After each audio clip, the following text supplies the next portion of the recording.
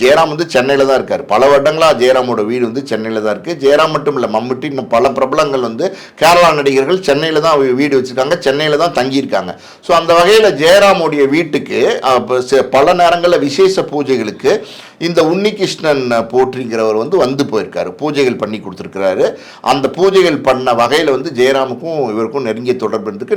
நீண்ட நேரங்கள் ஜெயராமோட வந்து பார்த்தீங்கன்னா தொலைபேசி உரையாடலும் இருந்திருக்கு. இது ஜெயராமோட மட்டும்தான் அப்படின்னா கிடையாது. பல விஐபிஸோட பல நடிகர்களோட இந்த உன்னிகிருஷ்ணன் போற்றிக்கு வந்து தொடர்பு இருந்திருக்கு, தொலைபேசி உரையாடல் இருந்திருக்கு. இவர் என்ன பண்ணியிருக்காருன்னா, இந்த கோயிலில் வந்து பார்த்தீங்கன்னா அந்த கதவுல எல்லாம் தங்கத்தில் வந்து தகடு மாதிரி வந்து பதிச்சிருப்பாங்க. அது அப்புறம் கோயிலுக்கு வர வந்து காணிக்கையா வர பணம், காணிக்கையா வர நகை, கோயில் நகை, இதெல்லாம் வந்து கொஞ்சம் கொஞ்சமாக வந்து பல வருடங்களாக வந்து கொள்ளையடிச்சிருக்காரு, திருடி இருக்காரு. அதான் ரொம்ப வெளிப்படையாக சொல்லணும்னா இது தெரிய வந்திருக்கு. ஸோ இவர் மேலே ஒரு புகார் வந்து கேரளா அரசுக்கிட்ட ஒருத்தர் கொடுத்துருக்காரு. அந்த புகாரின் அடிப்படையில் பார்த்தீங்கன்னா இந்த வழக்கை வந்து முதல்ல வந்து கேரளா போலீஸ் கையில் எடுத்து விசாரித்தாங்க. இதில் வந்து நிறைய பேர் சம்மந்தப்பட்டிருக்காங்க. அதாவது அவங்க என்ன சந்தேகப்படுறாங்கன்னா, இது ஒரு ஸ்கேம், இது ஒரு நிறைய பேர் சம்மந்தப்பட்டிருக்காங்க. பலருக்கு இதில் தொடர்பு இருக்கலாம், பல விஐபிகளுக்கு, அரசியல்வாதிகளுக்கு, நடிகர்களுக்கெல்லாம் இதில் தொடர்பு இருக்கலாம்.